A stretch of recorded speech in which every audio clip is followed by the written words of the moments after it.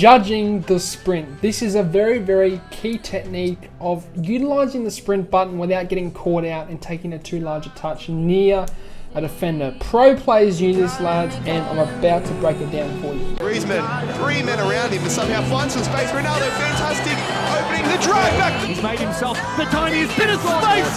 Almost feels like a bit of a time. Didn't really go for it. Oh! The display there is absolutely ridiculous. The Elastico on the goal line. On the goal line, the finest. We talked about Aussie FIFA. He's not here to make up the numbers.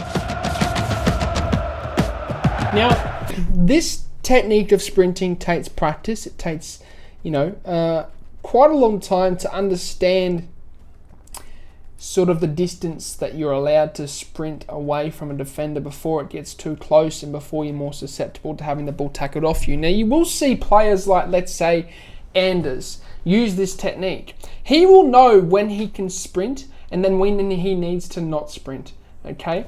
Usually, you can sprint when there is around 3 to 4 meter radius in game. We're not talking across the screen, of course. You've always got those people in the comment sections that are like, oh, he said 3 or 4 meters on this, only your monitor's only half a meter. 3 to 4 meters in game, you need to make that judgment, but it's a radius, right? And you'll see here, I'll draw a good circle around that to show you guys in what sort of distance away from the pressure you could sprint. Now, what you will see pro players do, okay, is they will basically tap the sprint button once or twice, okay, depending on the distance away from the defender.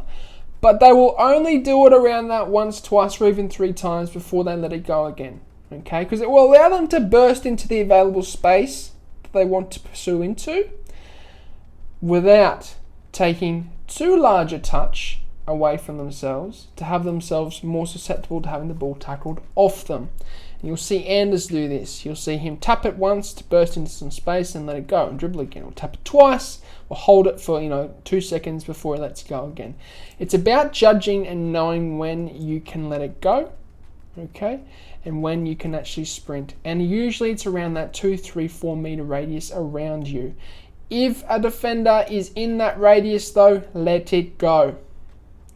You'll be surprised how long it takes a defender to actually get that ball off you once you've taken that large touch. It doesn't take long. It doesn't take long at all. So you need to bear that in mind when you're sprinting. But sprinting is a good technique for bursting into space, and you need to bear that in mind. But you should not sprint unless you've got plenty of space around you, and usually it's when you have at a bare minimum a 3 to 4 meter radius. Anything less, you'll be more susceptible to having the ball tackled off you, okay, lads? That will signal the end of it. It's a short but sweet one yet again for you guys today, but I hope you enjoyed it. I'm coaching.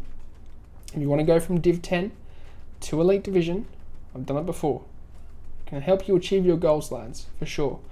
Go and check it out. The link is in the description down below. I'm also preparing everyone over there for FIFA 23 where I can, so I can best equip you guys for the game transition. Okay, I want you to be the best equipped you can be in terms of going into a new game. Alright, also check me out on Insta, lads, of course. You can see my lifestyle over there. We can keep in touch. But as always, hope you have a good day. I'm out, sayonara, au revoir, adios, slam ciao. Goodbye. Thanks for watching. If you enjoyed the video, then I'd really appreciate it if you hit the subscribe button. And lastly, if you do want any pre-gaming fuel or supplement, then head over to atpscience.com, which is the first link in the description, and use the code AussieFIFA at checkout to get yourself a discount. Not only is it the cheapest way to get supplements, but it helps me out a ton, guys, so thank you.